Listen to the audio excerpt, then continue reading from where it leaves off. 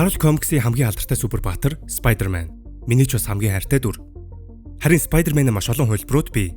Хамгийн итгээд тачиргалтаас эхлээд огт төсөөлөмгийн хүч ирэхэг бүр бурхны хэмжээнд яригдах хувилбарч бий. Very cool. Харин өнөөдрийн ярих хувилбар бол хүч чадлын үед Beyond Omega гэж хэлж болох асар хүч ирэхэг хүн алз. Энэ бол Cosmic Spider-Man буюу Captain Universe. Энэхүү хувилбар нь 1989-с 90 оны хооронд хэвлэгдсэн Acts of Vengeance storyline дээр анх гарсан бөгөөд дараа нь Spider-Verse event дээр гарч байсан түүхтэй. Үндсэн ертөнц буюу 616-гийн энгийн л нэг хүн алз гинэт бурханлаг хүч чадлыг олж авбал юу болох вэ гэсэн санааг Acts of Vengeance storyline бидэнд өгч чадсан юм. Тиймээс өнөөдрийн бичлэгээр Cosmic Spider-Man-ийн origin түүх болон хэр зэрэг хүчтэй мөн хүчнийх нь их усүр юу болох талаар ярьцгаая. Харин та бүхэн лайк, subscribe дарахаа бити мартаарай. За байжгараа. Эхлээд та хэдэд нэг чухал мэдээлэл хүргэе. 2025 онд Монгол улсад цахим залилангийн улмаас 694 тэрбум төгрөгийн хохирол бүртгэгдсэн байна.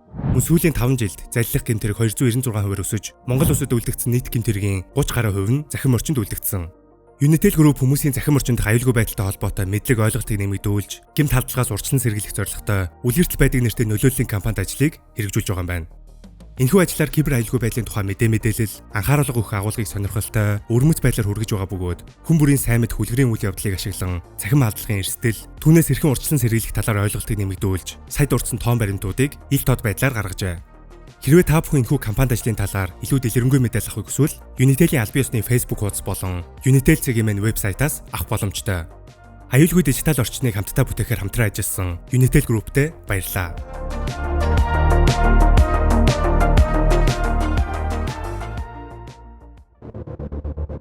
Acts of Vengeance storyline-ийн хувьд Loki-гийн гаргасан санаанаас үүдэлтэй. Тэрээр Доктор Doom, Magneto, Kingpin, Wizard, Mandarin, Red Skull зэрэг дайснуудыг өргөтөж Prime Movers гэх нэрэн дор нэгтгэн супер баатруудын эсрэг ашигладаг. Гол санаа нь эсрэг дөрүүд байнга тулдаг баатартаа үргэлж ялагдаж байснаас өрсөлдөгчөө хоорондоо сольж тулдах явдал. Ер нь бол том боломжийн санаа байсан ба супер баатруудын хувьд энэ нь хүн сорилт болдог. Хамгийн гол нь энэ үед Peter Parker нөхөрсөг хөрш хүн Азийн ажлаа хийхин хажуугаар Empire State University-д суралцдаг. Тэрээр их сургууль дээр профессор Макс Лубиштэй хамт үл мэдэх хэрчим хүч гарган авах төхөөрөмж туршиж байв. Төхөөрөмж амжилттай ажиллаж өөр орон зай энергийг нээж чаддаг. Гэвч төхөөрөмж хэд ачаалснаас ууж дэлбэрч харин төхөөрөмжөнд төрөмтлөгдсөн тэрхүү үл мэдхийн нэрийг Питерийг онсон юм. Энэхүү бас хэний ч амьд хүрээгүй хэдийч их сургууль дээр эрчим хүчний гэмтэл үүсгэж цахилгаан утаснууд тасарснаас гудамжинд байсан хүмүүс аюулд ордог. Энэ үед Питерийн Spider Sense урд өмнө байгаагүйгээр маш хүчтэй мэдрэгдэж хүмүүсийг аврах үеэр бие нь хэд дахин хүчтэй болсон байгааг анзаардаг. Цаашлаад бүр гарнаасаа энержи бим гаргаж Spider Sense нь бүх зүгээс хүчтэй мэдрэгдэж хүссэн зүйлээ молекулын төвшөнд өөрчлөх чадвартай болсон байв. Энэхүү чадвар ашиглан тороо өссөн хэлбэрээр гаргаж, өөрчилж, дайснуудтайгаа тулдаж байв.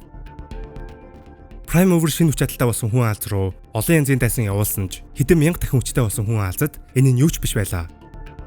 Аргаа барсан Magneto бүр өөрийн биеэр түүнийг зогсоохоор тулддаг. Питер Магнитодоо тулдаж байх үеэр нисэж сурсан бөгөөд ямар ч хязгааргүй түүний хүч чадлыг харсан Магнито тулаанаа зогсон орхин явдаг. Түүний замд хаалт хүртэл саадулсан ч түүний дайралтуудыг тэсвэрлэж нэг л цохилтоор хаалкийг задгаа сансар руу нисгэж чаддаг. Гэтэл энэ бол бүрэн хүч чадлаа нээгээгүй космик хүн алз.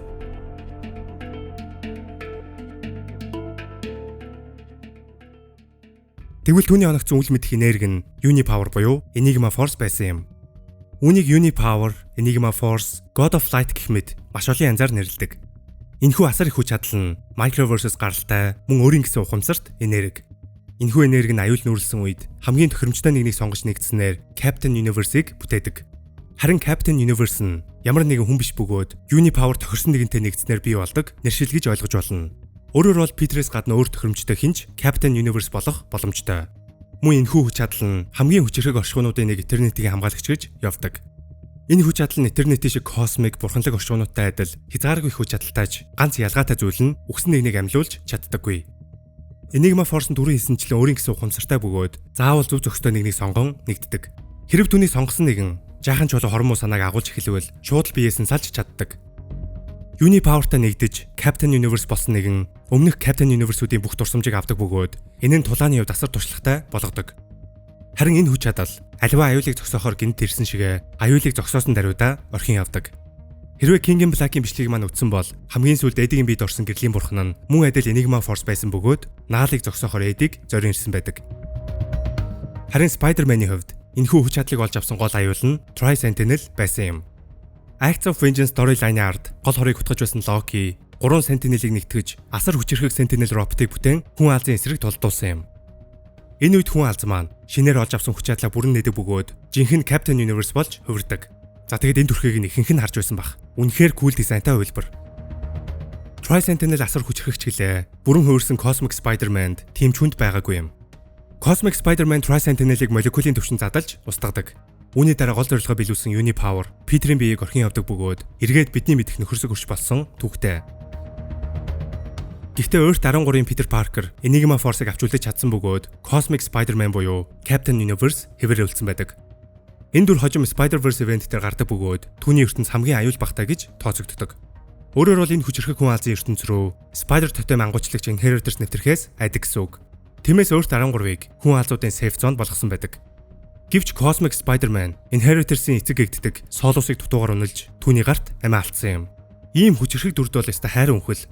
Гэхдээ Enigma Force-ын цэвэр амьдралын энерги учраас түүгээр нь хооллогч Solus Cosmic Spider-Man-ийн хамгийн том сул тал нь байсан юм. Бусад Inheritors түүний Cosmic энерги хатгаар хэмжээний байсан ч тэдний эцэг Solus-ийн өсгөлөн түүнээс ч илүү ээж чадсан юм. Cosmic Spider-Man-ийн түүх товчхондоо энэ байлаа. Хожим Miles Morales энэхүү энергитэй мөн нэгдсэн байдаг. Хайртай дүрийнхээ өөр сонирхолтой хөлбөрүүдийг харах миний хувьд лав сонирхолтой байдаг.